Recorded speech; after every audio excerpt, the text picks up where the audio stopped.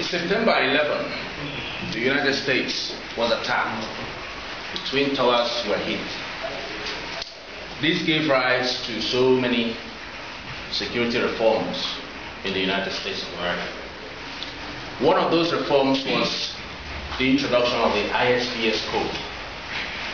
The ISPS Code is the International Shipping and Port Facility Security Code. It's an offshoot of SOLAS, which is Safety of Life at Sea, describing recommended 3 and mandatory measures that seagoing vessels have to implement to secure and safeguard the crew. The beginning of this was passed into law in 2004, July, and a chapter of the SOLAS Convention was enacted called Chapter 1-2, Chapter 12 of the SOLAS Convention. The IMO, which is the International Maritime Organization, had signatory countries who participated in agreeing to this code and its measures.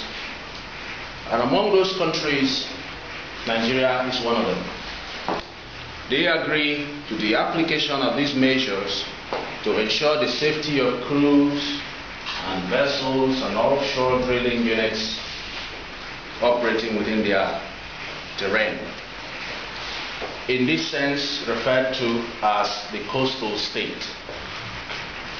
In the Nigerian setting, Obasanjo, during his regime, introduced what we call a committee known as the Presidential Implementation Committee on Maritime Safety and Security, PICOT. This committee was saddled with the responsibility of enforcing and implementing this law, so to say, to all the offshore operating vessels, seagoing vessels, and drilling units of over 500 tons. However, the implementation was marred in a way by lack of experience, lack of operational capabilities, seagoing vessels to help these guys enforce these laws, and we were losing money, of course, on the other side, the government side, because the compliance issues, the penalties that were supposed to be gotten from non-compliant vessels were not being recouped because of operational capabilities. Later on, there became another issue. NIMASA, which is the Nigerian Maritime Administration Safety Agency, came up in contention, of course, after the Obasanjo regime, in contention with who has the focal point for maritime security in Nigeria. So currently there is a conflict still yet to be resolved, still lying there in the floors of the House of Representatives on whose responsibility it is to enforce maritime security and its laws.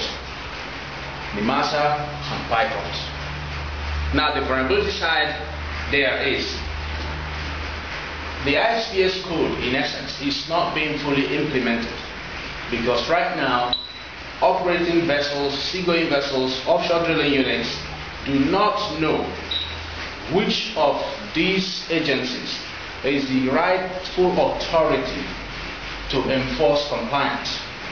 So it is left open, and no wonder we have cases of piracy, cases of sea armed robbery, cases of security issues offshore Nigeria. So in essence, if this resolve is not made, if the main focal point for offshore security, maritime security is not determined in Nigeria, it will leave this sector very, very vulnerable to security issues and the attending consequences. Thank you. Did I